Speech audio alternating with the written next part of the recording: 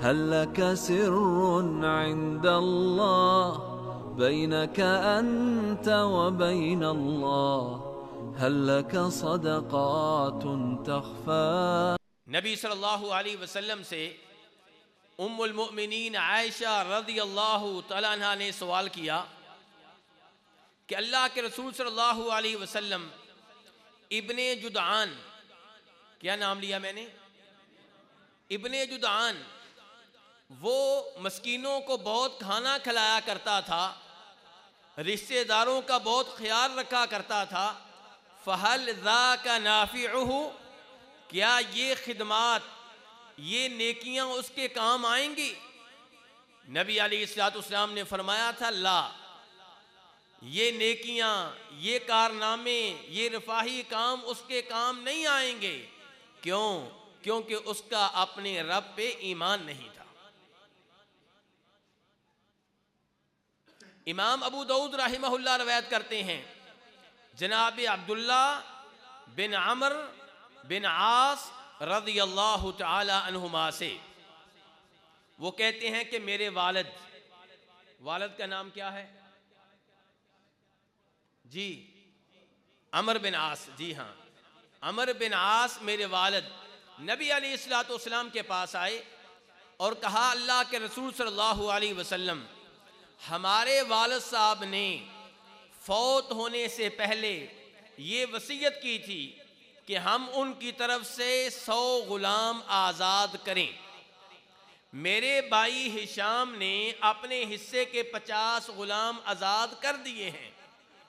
میں نے چاہا کہ میں اپنے حصے کے 50 غلام آزاد کرنے سے پہلے آپ سے سوال کر لوں، مسئلہ پوچھ لوں۔ ایصال ثواب کرنے لگے ہیں کون؟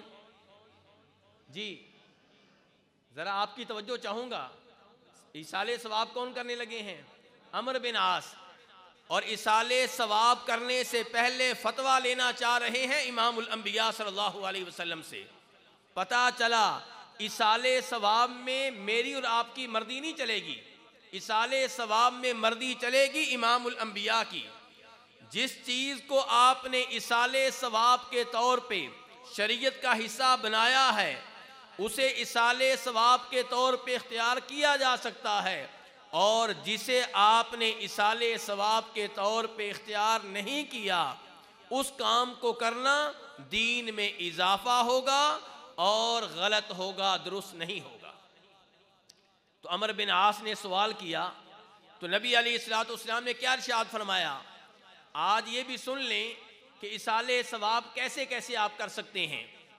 ہم میں سے ہر ایک کو اس بات کا شوق ہوتا ہے، شدید خواہش ہوتی ہے کہ اپنے والد صاحب کو فوت ہونے کے بعد کوئی نہ کوئی فائدہ دوں، لیکن میرے بھائی فائدہ کیسے دینا ہے، ایصال ثواب کیسے کرنا ہے، یہ شریعت بتائے گی، یہاں میری اور آپ کی مرضی نہیں چلے گی۔